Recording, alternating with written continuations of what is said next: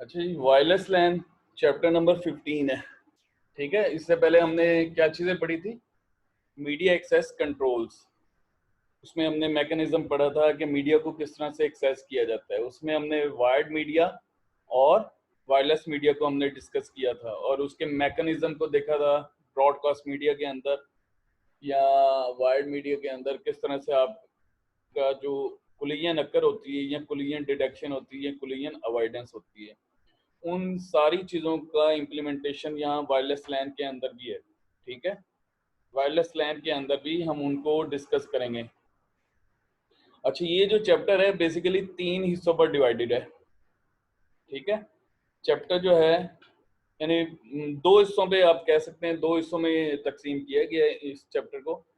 पहला हिस्सा wireless Ethernet या वायरलेस लैन या IEEE 802.11 प्रोजेक्ट जो था उसको डिस्कस किया गया है, जिसको हम वायरलेस लैन या वायरलेस ईथरनेट बोलते हैं या वाईफाई भी बोलते हैं बाज़ औक़ात।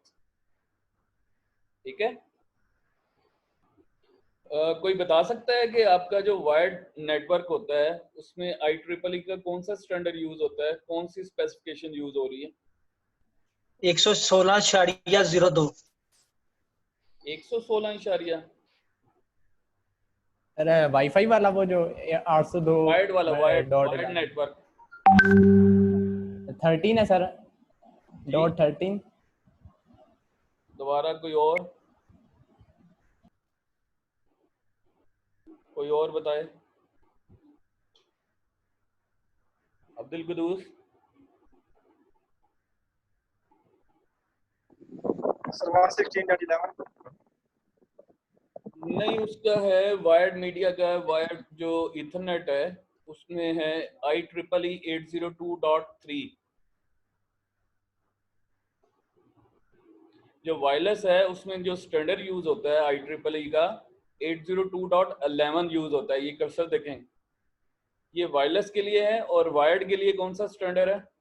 802.3। ठीक है भाई, ठीक है। Yes sir. अच्छा, नेक्स्ट जो पोर्शन होगा, नेक्स्ट जो इस चैप्टर का सेक्शन होगा उसमें पर्सनल एरिया नेटवर्क को डिस्कस किया जाएगा। और पर्सनल एरिया नेटवर्क में ब्लूटूथ को हम डिस्कस करेंगे। ब्लूटूथ यानी 2 तरह के हम नेटवर्क वायरलेस लैन को हम डिस्कस करेंगे। एक वाईफाई को मींस के वायरलेस को, और दूसरा ब्लूटूथ को। जो ब्लूटूथ है उसका भी एक IEEE का स्टैंडर्ड है, किसी को मालूम है? मालूम है किसी को? जिस तरह से वायर्ड ईथरनेट जो है उसका स्टैंडर्ड है IEEE 802.3, वायरलेस का है 802.11, फिर उसका 9 है 802.9। ब्लूटूथ का 802.15। ठीक है सर। वेरीफाई कर लीजिएगा 15 है या 16 है। सर 15 है सर। जी 15 होता है। 15 है। जो 16 है वो वाईमैक्स का होगा। जो 16 है वो वाईमैक्स का होगा। ठीक है, अच्छा जी। अब इस चैप्टर को फर्दर 3 सेक्शन में डिवाइड किया गया है। पहले सेक्शन में कुछ जनरल इश्यूज को डिस्कस किया जाएगा वायरलेस लैन के हवाले से, और उसकी कुछ कैरेक्टरिस्टिक्स को देखा जाएगा। दूसरे सेक्शन में आर्किटेक्चर को डिस्कस किया जाएगा और मैक सब लेयर जो है जिसको हम स्टडी कर चुके हैं चैप्टर नंबर 12 में, CSMACA, जिसके लिए हमने मैकेनिज्म पढ़ा था, collision carrier sense multiple access with collision avoidance, ये हमने पढ़ा था। ठीक है, और लास्ट में हम ब्लूटूथ टेक्नोलॉजी को अंडरस्टैंड करेंगे, उसके आर्किटेक्चर को और उसकी एड्रेसिंग मैकेनिज्म को और पैकेट फॉर्मेट को। ठीक है, 3 सेक्शन में हम स्टडी करेंगे पूरे चैप्टर को। क्लियर? Yes sir. अब सबसे पहले हमारे पास है कि वायरलेस जो हम स्टडी कर रहे हैं, वायरलेस लैन, बेसिकली वायरलेस लैन ऐसा नेटवर्क होता है कि जिसमें कोई केबल इस्तेमाल नहीं होती, ठीक है, विदाउट एनी वायर या विदाउट एनी केबल। आप अपने नेटवर्क को जब आप विदाउट केबल यूज करते हैं तो उसको हम वायरलेस नेटवर्क बोलते हैं, ठीक है। अच्छा, जो वायरलेस नेटवर्क है और वायर्ड नेटवर्क, उसके आर्किटेक्चर में कुछ डिफरेंसेस हैं, या कुछ आर्किटेक्चरल कंपैरिजन हम परफॉर्म कर रहे हैं पहले वायर्ड नेटवर्क और वायरलेस नेटवर्क के। पहला जो डिफरेंस है वो है मीडिया या मीडियम। जो वायर्ड मीडियम है उसमें वायर यूडीपी केबल यूज हो रही है या कोएक्सियल केबल या फाइबर ऑप्टिक केबल, जबकि वायरलेस मीडिया उसमें एयर यूज हो रही है, ठीक है। जो वायर्ड मीडिया है उसमें data link layer switch use होते हैं, मसलन लेयर 2 स्विचेस यूज हो रहे हैं, जबकि वहां पे वायरलेस में कोई स्विच यूज नहीं हो रहा, बगैर किसी वायर के आप उसको यूज कर सकते हैं। अगर आपने वायरलेस एक्सेस पॉइंट यूज करना है तो उसमें आप वायर यूज कर सकते हैं, और उस नेटवर्क को हम क्या कहते हैं, इंफ्रास्ट्रक्चर नेटवर्क, ठीक है। अच्छा, अब यहाँ पे जब हम वायर्ड मीडिया की बात करते हैं ना, वायर्ड मीडिया की, उसमें नेटवर्क स्विच तो यूज हो रहे हैं, तो उसमें जितनी भी कम्युनिकेशन होगी वो पॉइंट टू पॉइंट होगी, क्लियर, यानी दो नोड आपस में डायरेक्टली कनेक्टेड होंगे। मसलन कंप्यूटर स्विच के साथ कनेक्टेड है, स्विच आगे कंप्यूटर के साथ कनेक्टेड है, तो वो आपके पास जो कनेक्टिविटी है वो पॉइंट टू पॉइंट कनेक्टिविटी है, और उसमें फुल डुप्लेक्स मोड यूज होता है, मींस के इनकमिंग डाटा और आउटगोइंग डाटा एक लिंक पर होता है, ऐसे ही है। ये बात समझ में आ रही है? यस सर, आ रही।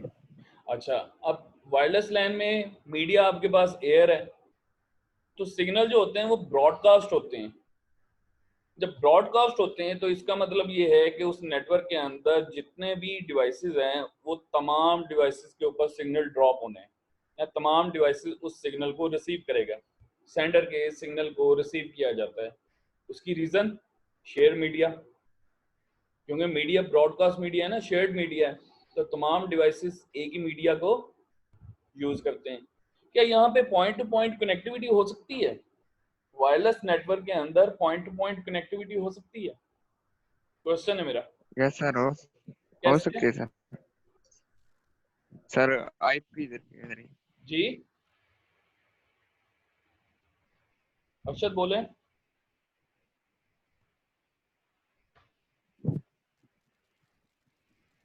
पॉइंट टू पॉइंट कनेक्टिविटी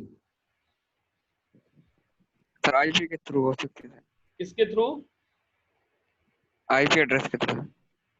यार आईपी एड्रेस के थ्रू तो वैसे कम्युनिकेशन होनी है। पॉइंट टू पॉइंट का मतलब पता है आपको?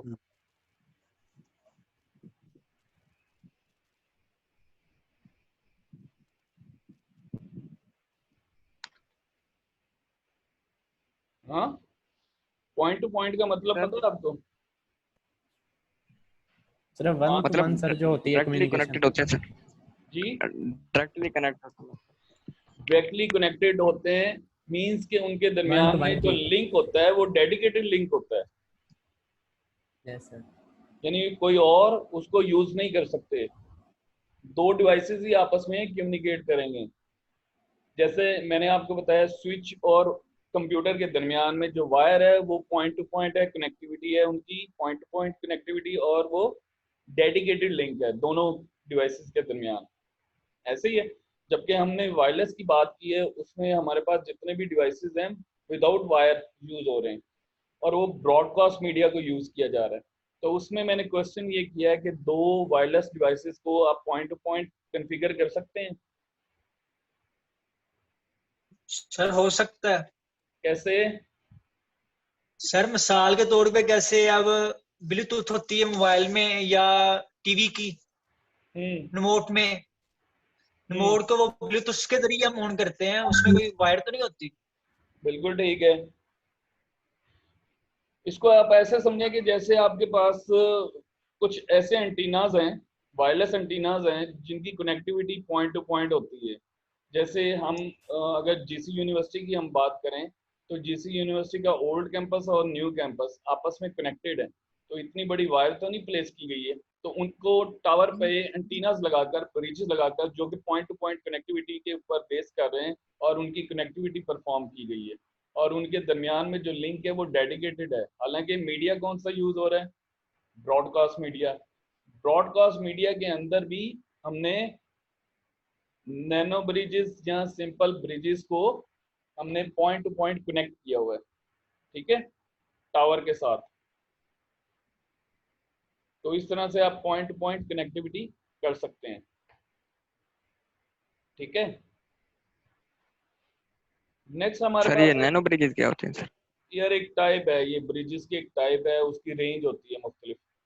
ये आप नेट पे सर्च करेंगे ना, तो आपको मुख्तलिफ किस्म के ब्रिजेस आपको मिल जाएंगे, उसकी मुख्तलिफ ब्रांड आपको मिल जाएंगे। उनको नैनो ब्रिजेस बोलते हैं, या फिर आप सिंपल ब्रिज बोलते हैं, ठीक है। तो उसमें उनकी एक रेंज ठीक है होती है, सर। फजाई रेंज होती है, रेडियस होता है उसका कि सिग्नल कहाँ कहाँ तक उसके ड्रॉप हो सकते हैं, ठीक है। और उसमें डेडिकेटेड जो कनेक्टिविटी होगी, पॉइंट टू पॉइंट कनेक्टिविटी, वो कितने रेडियस तक परफॉर्म हो सकती है। और इसमें लाइन ऑफ साइट का भी ख्याल रखना पड़ता है। उसी तरह से आपने इलेक्ट्रोमैग्नेटिक वेव्स जब आपने पढ़ी थी, तो उसमें एंटीनास के बारे में भी हमने स्टडी किया था। लाइन ऑफ साइट का भी ख्याल रखा जाता है, ठीक है।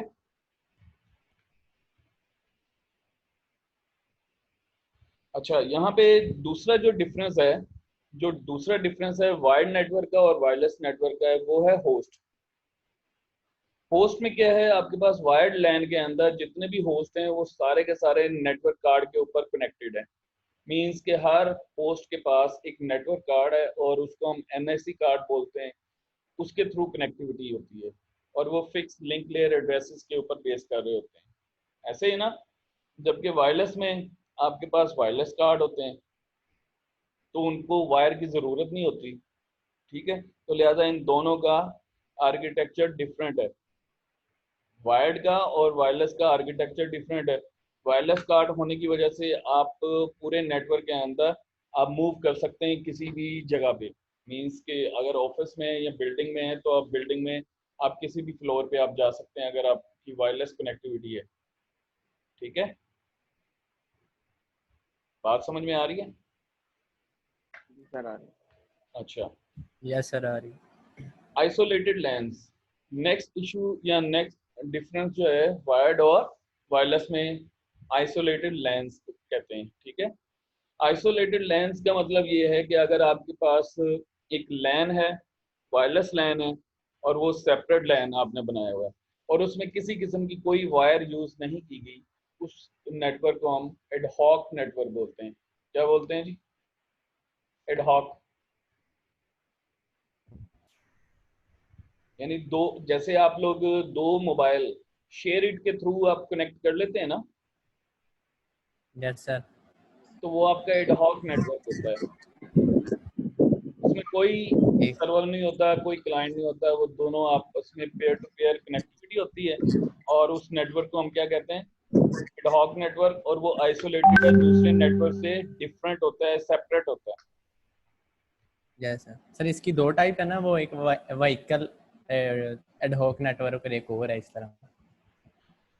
नहीं, एडहॉक नेटवर्क जब आप एक ही कंसीडर करते हैं हम एडहॉक नेटवर्क, जिसमें वायर बिल्कुल यूज ना हो, उसको एडहॉक ठीक नेटवर्क सर। कहते हैं। और आइसोलेटेड का मतलब ये है कि ये किसी दूसरे नेटवर्क से कनेक्टेड नहीं है, इसका एक अपना एक सेपरेट एक नेटवर्क है। जैसे आप ये कहते हैं ना कि आप डिजास्टर मैनेजमेंट प्लान जब बनते हैं, जैसे कुछ रिमोट एरियाज होते हैं जंगलों में, या जैसे जलजिले वगैरह आते हैं, तो उस वक्त अगर आप कोई, क्योंकि कोई भी आपके पास वायर नहीं होती या नेटवर्क आपके पास अगर एस्टेब्लिश नहीं होता, तो फिर आप वायरलेस नेटवर्क अडॉप्ट करते हैं, और वो भी आइसोलेटेड होता है। तो फिर उसको हम कहते हैं एडहॉक नेटवर्क, ठीक है। जिसमें जैसे ब्लूटूथ को कनेक्टिविटी आप करते हैं, वो भी एडहॉक नेटवर्क होता है, उसमें भी वायर यूज नहीं होती, ठीक है। ठीक सर। और इसमें भी जितने भी कम्युनिकेशन डिवाइसेस होते हैं वो फ्रीली मूव कर सकते हैं एक गिवन रेंज के अंदर। जी सर जो आइसोलेटेड नेटवर्क होता है उसमें जो वायर जो है वो यूज होती है सर? नहीं, वायर तो यूज होती नहीं। आइसोलेटेड का मतलब है सेपरेट, किसी दूसरे सर नेटवर्क से। यानी वायरलेस ये भी आइसोलेटेड जो नेटवर्क होता है वो आइसोलेटेड में एक सेपरेट नेटवर्क है वायर के बगैर। वायर के बगैर भी हो सकता है, वायर भी हो सकती है, डिपेंड करता है आपके ऊपर। लेकिन जब वायर आप वायरलेस के साथ वायर यूज करते हैं तो उसको, इसका मतलब ये होता है कि उसको हम इंफ्रास्ट्रक्चर नेटवर्क बोलते हैं। यानी पहले से एक नेटवर्क एस्टेब्लिश है, उसके आगे आपने वायरलेस नेटवर्क को अटैच किया। तो सर जब इसमें जो एडहॉक नेटवर्क है उसमें तो वायर बिल्कुल ही यूज नहीं होती। बिल्कुल यूज नहीं होती, ऐसे ही है। ठीक है, यानी आइसोलेटेड का सर मेन मकसद जो कंसेप्ट है वो यही है कि एक अलहदा सेपरेट जो है वो बिल्कुल नेटवर्क। बिल्कुल, जैसे मैंने आपको बताया कि आप अपने घर में या अपने ऑफिस में या अपने कॉलेज में या अपने रूम में दो मोबाइल्स को आपस में शेयर इट से कनेक्ट कर लेते हैं डाटा शेयरिंग के लिए, जी सर। तो वो हॉटस्पॉट बन जाता है।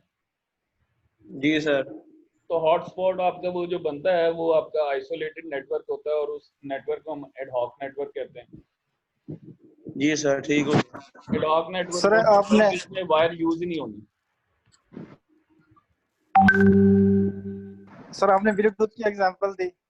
जी सर ब्लूटूथ में तो एक डिवाइस कनेक्ट होती है ना, तो एडॉक में तो मोर नहीं देन नहीं वन नहीं, डिवाइस कनेक्ट होती है। ब्लूटूथ में भाई आपके पास 7 डिवाइसेस कनेक्ट हो सकती हैं, 8 at a time. At a time.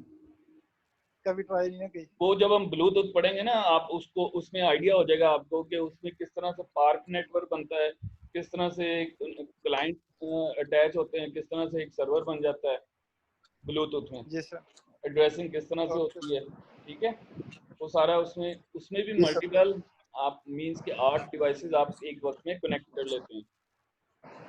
Ad hoc okay sir. Network, isolated ad hoc network आपकी उसकी एग्जांपल ये भी है कि आप गाड़ी में ब्लूटूथ को आप अटैच करते हैं। आपकी जो गाड़ी में जो व्हीकल है उसके अंदर अगर ब्लूटूथ है तो अपने मोबाइल की ब्लूटूथ को आप अटैच भी कर लेते हैं उसके साथ। Yes sir. तो ये भी उसका एडहॉक नेटवर्क की एक एग्जांपल है। ठीक तो सर। आप यस सर। अपने इस पीसी को भी एडहॉक नेटवर्क के साथ आप बना सकते हैं, कमांड बेस या graphical base yes sir. G network. Sir sir. जो पुलिस की गाड़ियाँ होती हैं एक दूसरे से कनेक्ट होती हैं, वो भी एक किस्म का एडहॉक नेटवर्क ही होता है। वो जो कनेक्टेड होती है ना, वो वायरलेस, वो जो वॉकी टॉकी होती है ना उसको साथ लेके चल रहे होते हैं, या फिर उनके व्हीकल जो डहॉक नेटवर्क, उनके अंदर अगर कोई ऐसे एंटीनाज लगे हुए हैं तो वो भी कनेक्टिविटी होती है। इसी तरह आपका जो यूं कह लें कि जिसमें वायर यूज ना हो तो वो डहॉक नेटवर्क है, सिंपली, सिंपल लफ्जों में। ठीक है सर। ठीक है, अच्छा यस जी। सर। अब यहाँ पे नेक्स्ट हमारे पास जो टाइटल आ रहा है, कनेक्शन टू अदर नेटवर्क।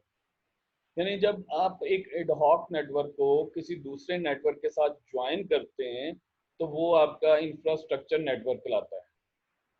ठीक है, मतलब आपका वायरलेस एक लिंक है, आपने डीएसएल मॉडेम के साथ आप कनेक्टेड हैं और उसके वायरलेस सिग्नल आपके मोबाइल में आ रहे हैं और या फिर आप लैपटॉप में यूज कर रहे हैं, लेकिन वो जो आपका एक्सेस पॉइंट है या डीएसएल मॉडेम है उसके, वो किससे कनेक्टेड है?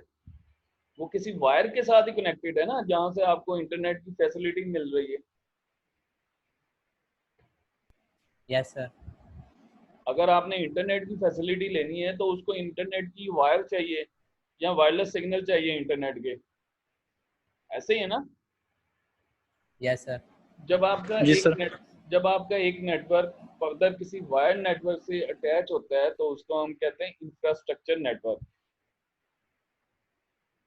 जिसमें वायर यूज नहीं होती उसको एडहॉक नेटवर्क, और जिसमें वायर यूज हो जाती है उसको इंफ्रास्ट्रक्चर नेटवर्क बोलते हैं। अब यहाँ पे देखें, इस डायग्राम में देखें, wired versus wireless isolated lens. पहला जो ब्लॉक है या पहला जो बॉक्स है उसमें एक नेटवर्क स्विच यूज किया गया और 4 होस्ट हैं और चारों के चारों वायर के साथ कनेक्टेड हैं, ऐसा ही है। जबकि एडहॉक नेटवर्क में 4 सिस्टम है और एक बॉक्स में आपको दिखाए गए हैं और सारे के सारे वायरलेस के साथ कनेक्टेड है। तो इसको एडहॉक नेटवर्क बोलते हैं और इसको आइसोलेटेड लैन बोलते हैं, ईथरनेट या वायर्ड नेटवर्क बोलते हैं। ठीक है, यहाँ तक क्लियर है? सर जी जो पहले वाली शेप है सर, अगर इसमें वायर ना हो तो इसको हम आइसोलेटेड डार्क नेटवर्क कह सकते हैं। अगर ये वायर नहीं है तो यहाँ पे आपके पास एंटीना होना चाहिए, ये एक्सेस पॉइंट होना चाहिए, क्योंकि स्विच जो होता है उसमें पोर्ट्स होती हैं, पोर्ट्स में कनेक्टिविटी वायर के थ्रू होती है। जो एक्सेस पॉइंट होता है उसमें एंटीनाज होते हैं और उसमें सिग्नल कैच या सेंड होती है, रिसीव होते हैं या सेंड होते हैं। और इनके अंदर भी जो कार्ड होगा वो वाईफाई कार्ड होना चाहिए। ये वायर्ड कार्ड है, यानी कि लैन कार्ड इंस्टॉल्ड है, ये वायर की वजह से इनमें लैन कार्ड है।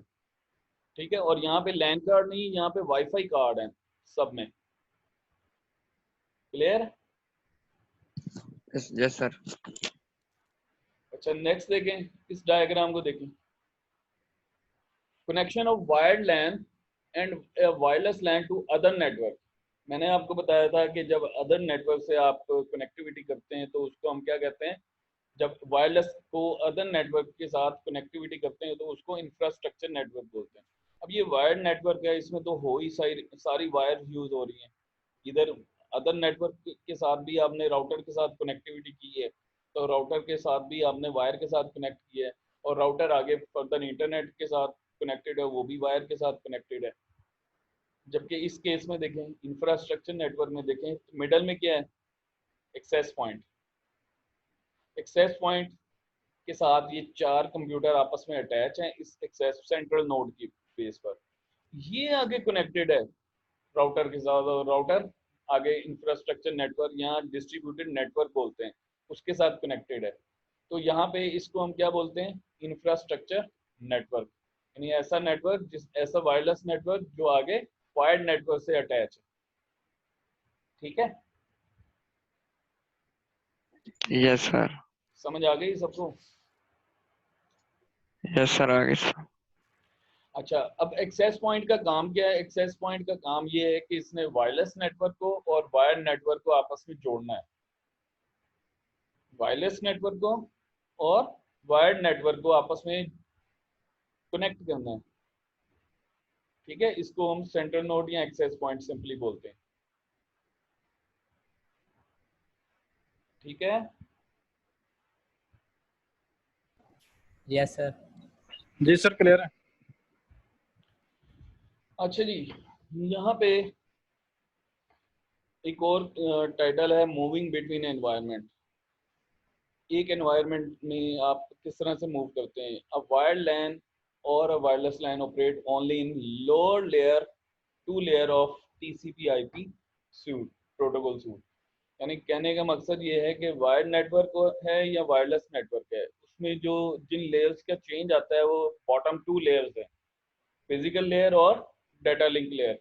ठीक है, तो दोनों में जो वायर्ड नेटवर्क है उसमें लैन कार्ड यूज होता है, यानी लेयर 2 उसके अपने प्रोटोकॉल्स, अपनी मैकेनिज्म होते हैं। जो वायरलेस होता है उसमें वाईफाई कार्ड होता है, और उसमें जो मीडिया होता है वो एयर है वायरलेस में, और वायर्ड में आपके पास वायर है। तो दोनों के इंफ्रास्ट्रक्चर में चेंज है। तो इंफ्रास्ट्रक्चर को जब हम स्टडी करेंगे तो इन दोनों लेयर्स के इंफ्रास्ट्रक्चर, यानी इन दोनों लेयर्स को स्टडी करेंगे। मींस के डिफरेंस कहाँ पे है, बॉटम लेयर्स पर। ठीक है भाई, क्लियर है? जी सर। यस सर, क्लियर है। अच्छा, अब कुछ करेक्टरिस्टिक्स या इश्यूज हैं जो वायरलेस लैन के हवाले से। पहला है अटेनुएशन। अटेनुएशन का मतलब मैंने आपको बताया था कि जब एक सिग्नल ट्रेवल करता है, अगर वायर है तो उसमें, अगर वायर है, वायर लैन है तो उसमें तो उसने यानी विद इन रेंज उसने अप्रोच करना है, डेस्टिनेशन तक पहुंच जाना है। उसकी स्ट्रेंथ, उसकी पावर ठीक होती है, स्ट्रॉन्ग ही रहती है अगर वायर लंबी ना हो। अगर आपके पास वायरलेस है तो वायरलेस में ब्रॉडकास्ट मीडिया है, मींस के एयर है, तो एयर में कुछ खास डिस्टेंस तक ट्रेवल करने के बाद सिग्नल की जो पावर होती है वो वीक होना शुरू हो जाती है, तो उसको हम कहते हैं एटेनुएशन। ठीक है, इस तरह से रिसीवर पे जो कुछ बाज़ ऐसा होता है कि लॉन्ग डिस्टेंस पर है या सिग्नल ट्रेवल कर रहे हैं डेस्टिनेशन की तरफ, तो जो रिसीवर की तरफ ट्रेवल कर रहे हैं तो उनमें से बाज़ ऐसा होता है कि कुछ पोर्शन उसका रिसीव होता है, तो उस वक्त उस प्रॉब्लम को हम कहते हैं एटेनुएशन। अच्छा, ये वायरलेस नेटवर्क के अंदर ये प्रॉब्लम भी अक्सर होती है। ठीक है, दूसरा इशू, पहला इशू समझ आ गया कि सिग्नल Yes, वीक sir. हो सकते हैं, सिग्नल वीक हो सकते हैं। दूसरा इशू है इंटरफेरेंस का।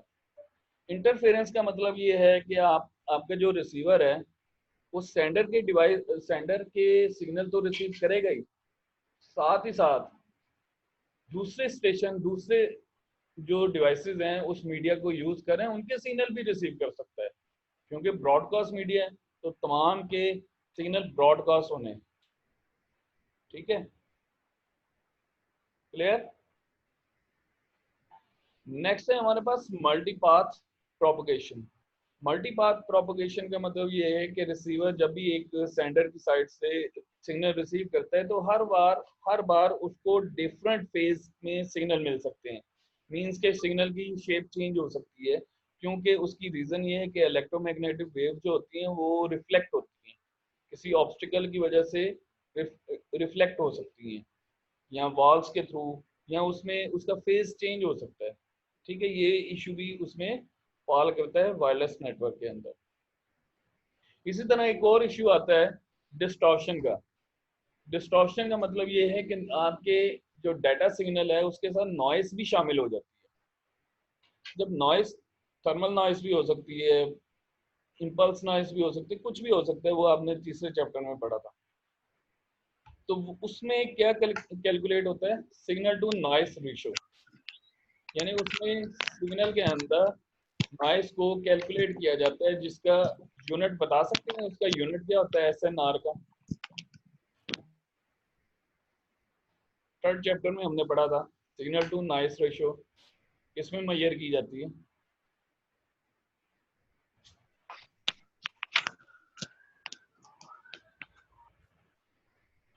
अब्दुल कुदूस, सर हर्ट्ज में। नहीं, वो फ्रीक्वेंसी होती है। Yes sir. एसएनआर किसमें मेजर की जाती है,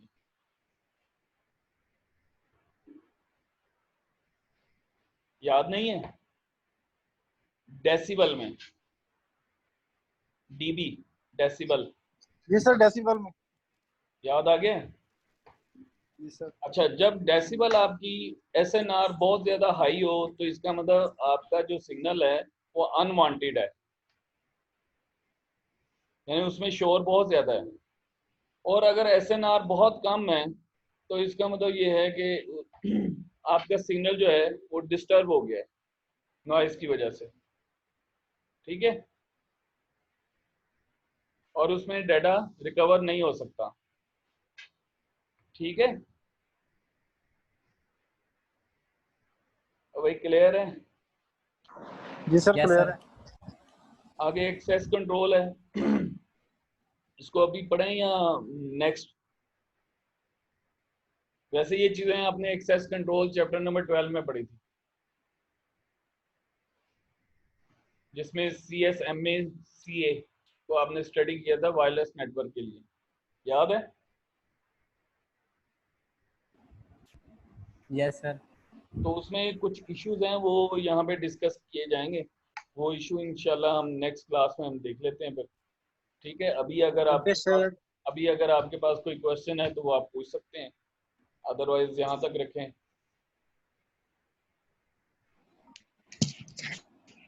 सर कोई यूनिवर्सिटी का सर ये नोटिफिकेशन के जो बारे में सिग्नल होते हैं, किसने क्वेश्चन करना है? सर यूनिवर्सिटी के नोटिफिकेशन के बारे में बता दें। अभी कोई नोटिफिकेशन नहीं आया। अच्छा।